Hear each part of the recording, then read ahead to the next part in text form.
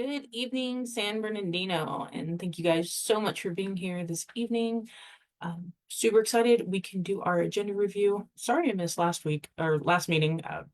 So much going on end of the school year, but we are back. And so I know that there are a few neighborhood association meetings going on this evening. So I wanted to make sure that I did this early so you guys can watch. I'll post it, the recording to Instagram, the recording to Facebook, and YouTube. So feel free. So let me make sure that we are up and running.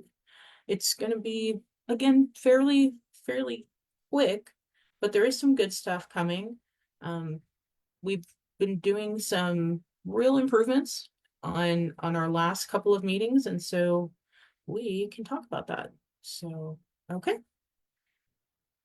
All right. Let's get started. If you have any comments, go ahead and put them in and we will address them as we go. Okay, so let me pull up the agenda for you. Okay. So, we have the first thing is closed session, and that is beginning at 3:30 p.m. And you can come and speak on anything pertaining directly to closed session. So, we have two items. We have conference with legal counsel, anticipated litigation, significant exposure to litigation, notice of a claim between Alejandra and Jose Trujillo from 2023. And then the city has put my claim that they rejected last meeting back on here. Those are going to be two items. I can't say everything due to pending litigation, but what I do want to say is thank you to those of you that have reached out from outside the city, from inside the city.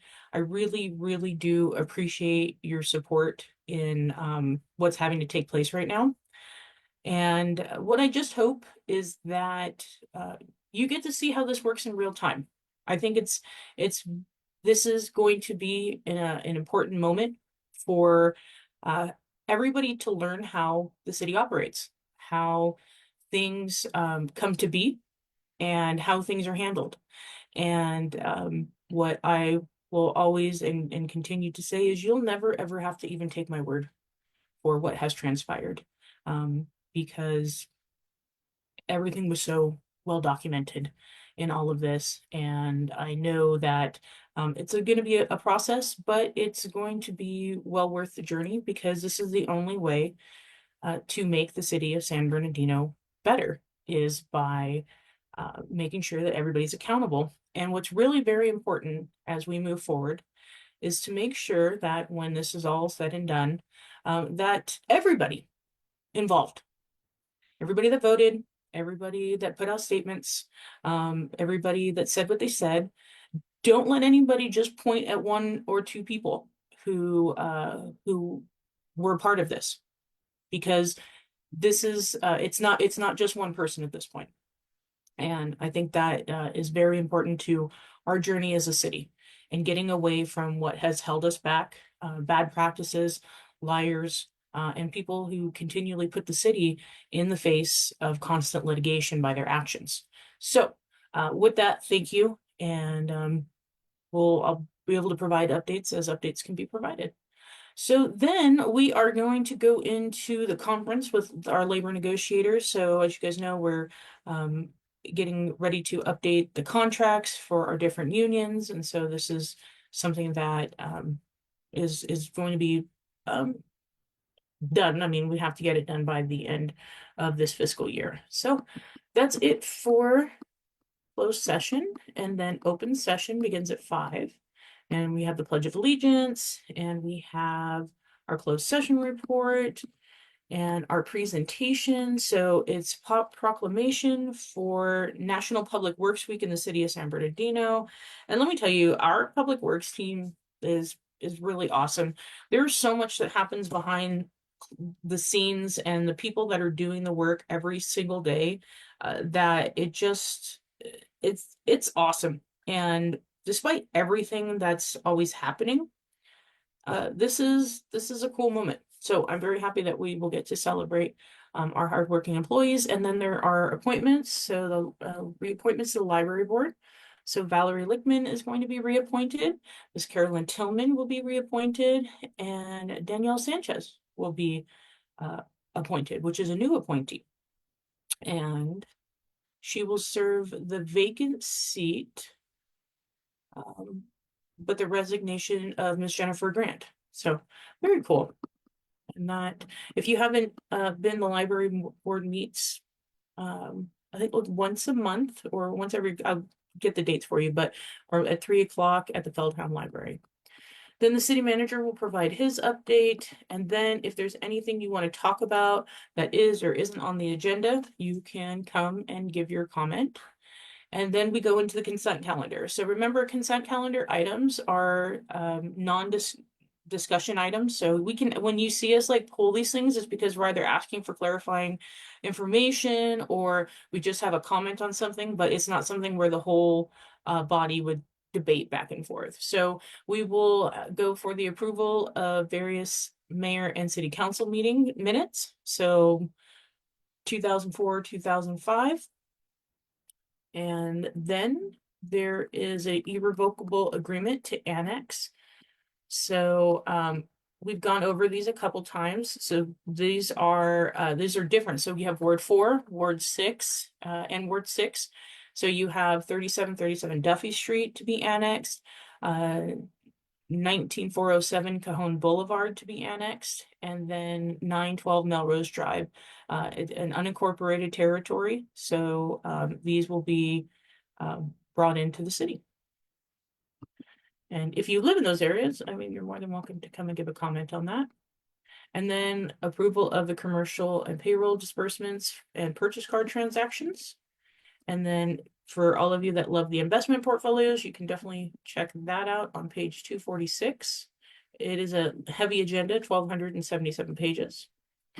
And then the fiscal year 25-26 assessment levies for previously formed assessment districts. So remember, we create these districts, we levy taxes on them, and then we're supposed to collect so that we can continue the improvements and the maintenance of all of these districts that we have added to our city. And so there are the different places, different districts we have that are going to be incorporated into this.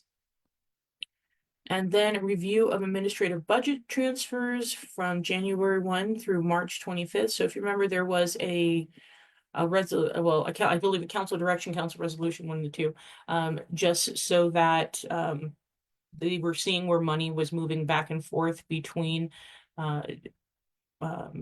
different transfers. So just more eyes on the accountability and transparency. So that's good. And then we're going to receive an American Rescue Plan update. And if you, I know someone asked to see that, so we can go see, we'll go to page 760. Okay. So what this is the city of San Bernardino was awarded $77,656,407 in the American Rescue Plan Act.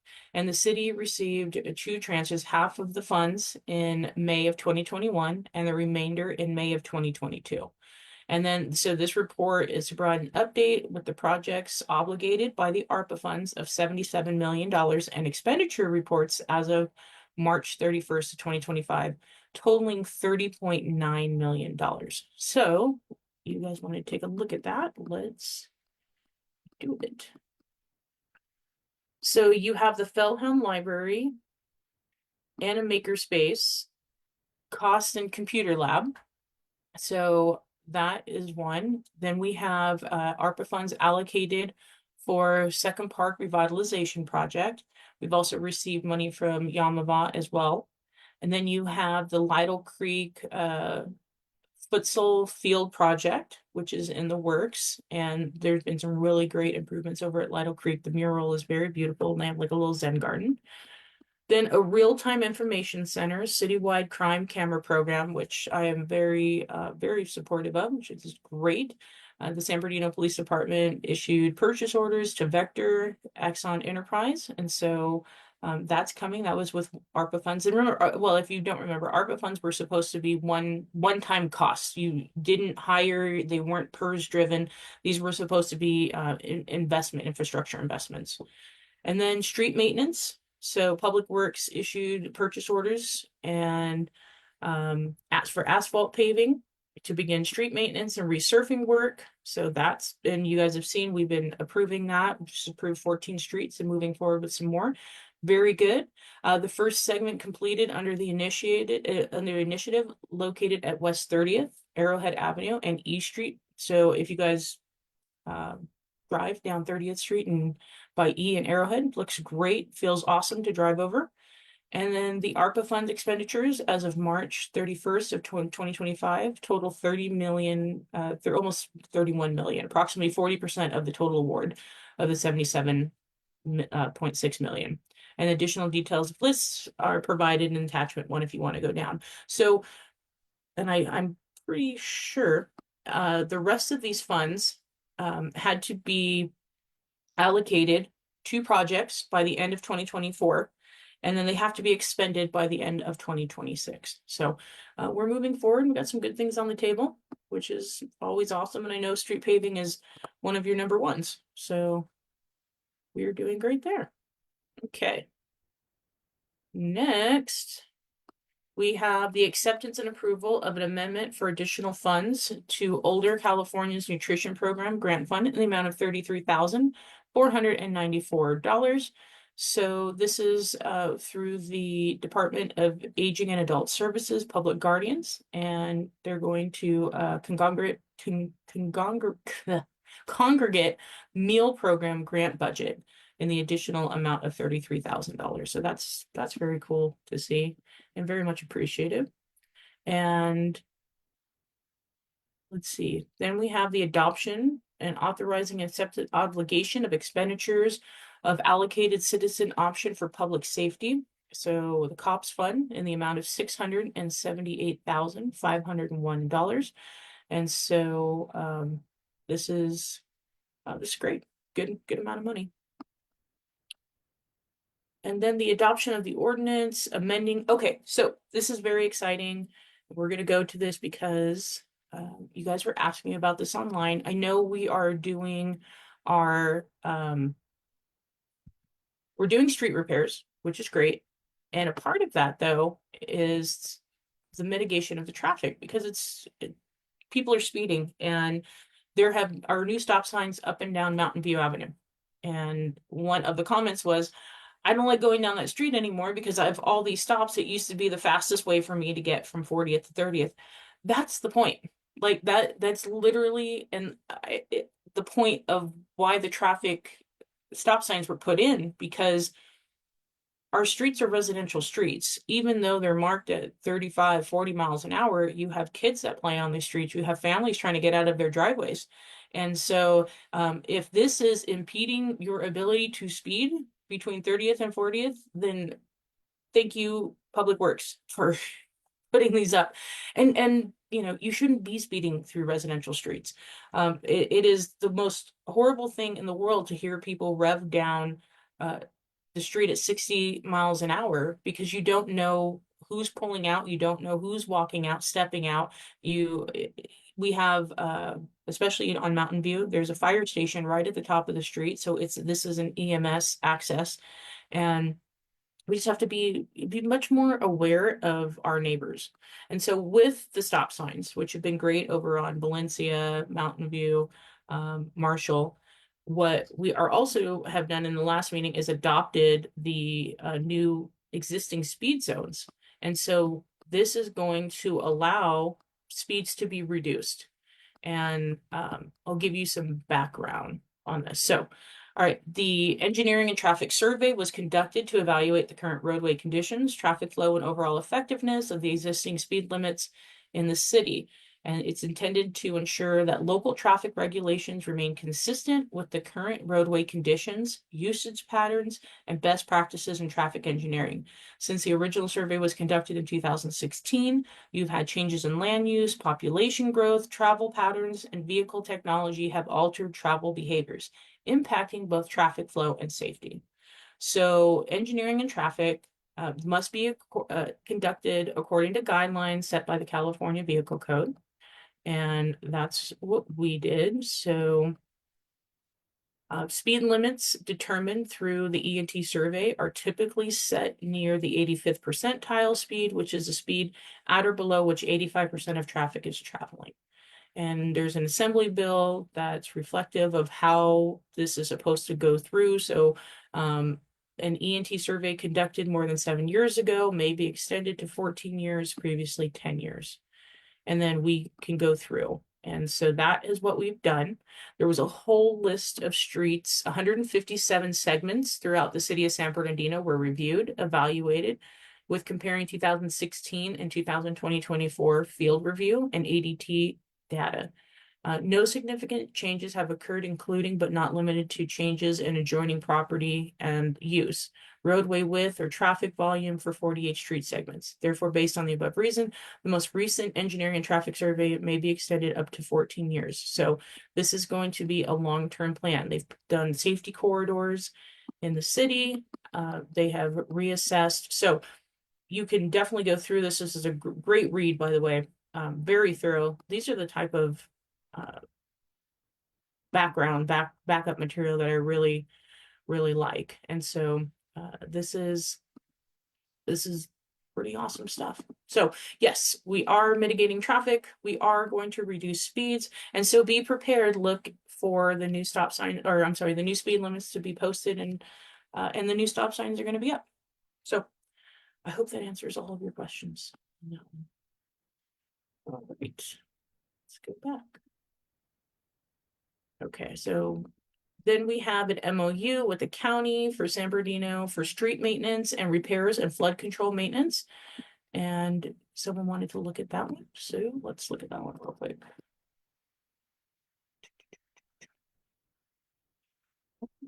So this again, more public works doing big things.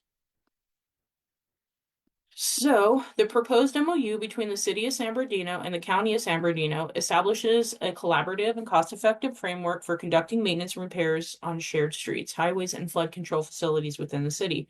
These agreements, effective for a term of 5 years through February 28th of 2030, cap project costs at $60,000 per project and flood control work at $45,000 per project for street maintenance, with annual limits of $100,000 per party. And the MOU ensures a streamlined process for allocating responsibilities and reducing financial risk associated with independent maintenance and efforts, ensuring continued cooperative approach to managing the city's critical infrastructure.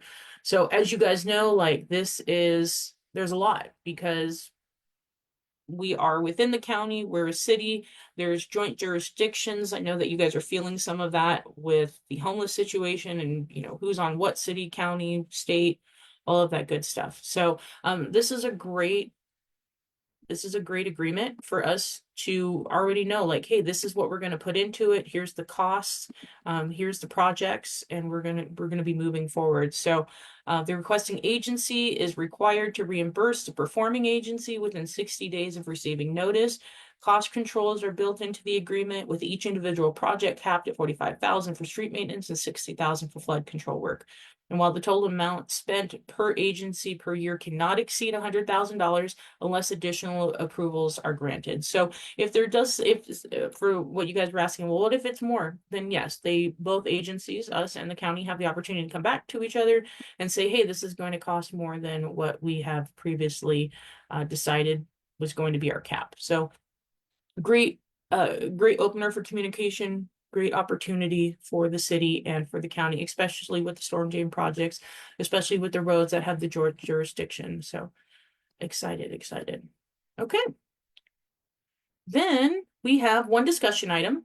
So this is to award professional services agreements between the city of San Bernardino and the Helping Hearts of California, LLC.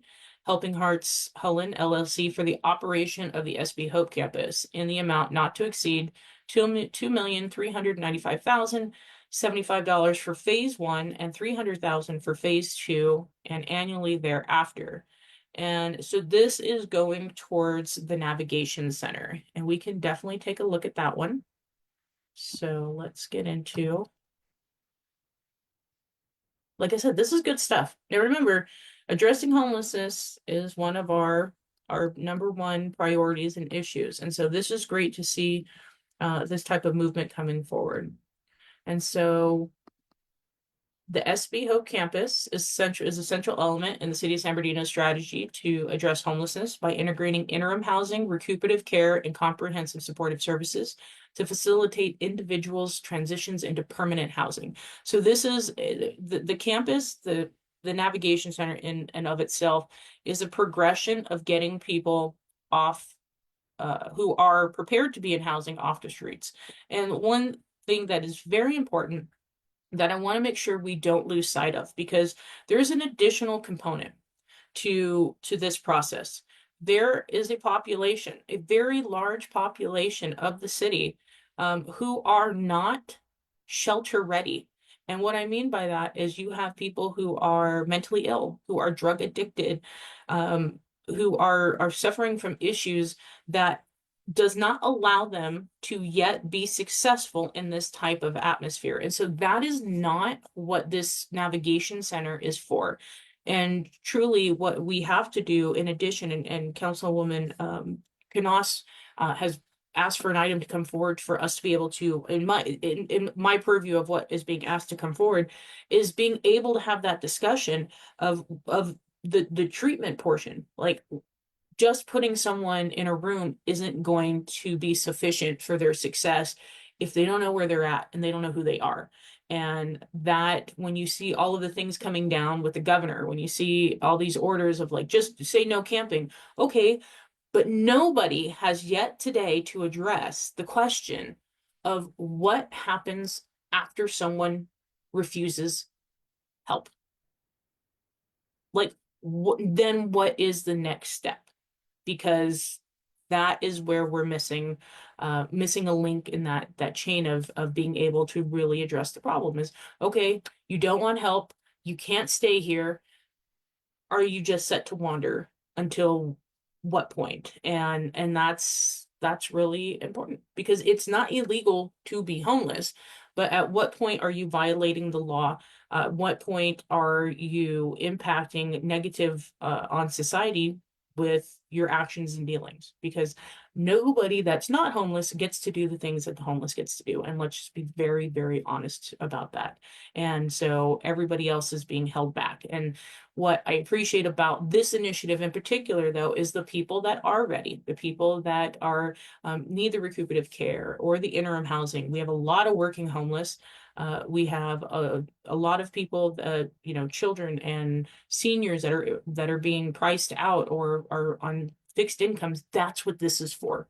So it's great to see it come forward. It's great to see that we're going to be able to put a vendor together and start moving. But it really is, this is a portion of a large scale initiative, and we are not doing this alone, and nor should we, because it's a nationwide problem, but it truly is a regional issue for us. So I hope that answers some of your questions, but this is good to see. So okay, go back. And then we have 2 items to be considered for future meetings. And so review and provide direction on the development of the city's 2024 and 2025 legislative platform to guide advocacy efforts at the state and federal levels. So I love this. I am 100% in support. I know a couple of us were talking about this on Saturday. Now, and like when this comes back again, because we don't discuss this beforehand, but one of the things that have been a big issue on my thing, which is why I appreciate this legislative platform, there are so many things that are being legislated at the state level with zero input from cities that directly affect city abilities, cities' jurisdictions, and one of them is policing. And that is a huge issue. How you make these decisions on crime and punishment with no forethought about how cities are going to be responding. And so much, actually everything, I'm just going to put this out to you. Everything really is a local issue in one way or another because the people live in cities and the people live in the smaller jurisdictions. And so I really want and am thankful that we can be proactive. I think there is an opportunity for us to be leaders in at this level to say like we're going to stand and support this or we're going to stand up against this. And I will always go back to Councilwoman Calvin going up to Sacramento when the surrounding cities were trying to take away our sales tax on warehousing because they thought that the impact to packages being delivered in their city entitled them to a portion of our tax base, which is completely outrageous and unreal to me. But had San Bernardino not been at the table, we would have lost our taxes. And that's why this is so important. And it really is important for us to be in these spaces. Just I think last week or the week before, the mayor and I believe Councilwoman Canals were up in Sacramento meeting with legislators. We were out in Palm Desert at a conference with the local association of government. We need to be in these spaces because if you're not at the table, you're on the menu. And San Bernardino is consistently on the menu because we have not historically made our presence known. And so this is, I'm just, because I won't be able to discuss it tomorrow night, I am excited about this. So, and then you guys are asking about this. So consider approval of Rosenberg's rules of order. Yeah, we'll have to look into that. I've seen the analysis between Robert's rules and Rosenberg's, and really what I think this is just a base to remove power from the chair and to be able to table things. And I know the last meeting, it was a lot given the RFP of the just even trying to have a discussion for an RFP to go out for legal services. And I do stand by for those that appreciated the back and forth. I do stand by that it is to me, it's not, as far as what I can read, illegal to permanently table access to RFPs and procurement processes. It is good practice to make sure that we are making every effort to ensure the money that is being spent for anything beyond legal is being checked and is competitive. So there's a lot going on, but remember, this is what I appreciate. Things that come before you, because you get to see as a city how council and appointees operate in real time. And if this looks like a hot mess to you when we're in front of you, just imagine when nobody's able to see. And that is truly I hope over time you guys understand that. Like if this looks crazy, imagine what you're not privy to. And that is that's what I fight. That is consistently what I have to sit and sometimes be the only person saying something, but none of this happens by accident. Nothing that you see comes forward happens by accident. Nothing that the city perpetrates at times is ever an accident. They're very purposeful, very calculated in what they do, good and bad. So just be aware. And then we will give our updates and our reports for conferences and hearings and meetings. So that is it. We got some really, really good stuff. We got some interesting things coming up, and I hope that this was insightful for you. I always appreciate you for watching and being available. Remember that all of this is happening right in front of you. And this is why it's so important for you to show up. You may not win everything that you want, but your presence is vital in your own democracy. And that's why I want you to know what's on the agendas. I want you to feel empowered. I want you to be educated and engaged in everything that's happening. So thank you guys so much, and I will see you next meeting. Have a great night.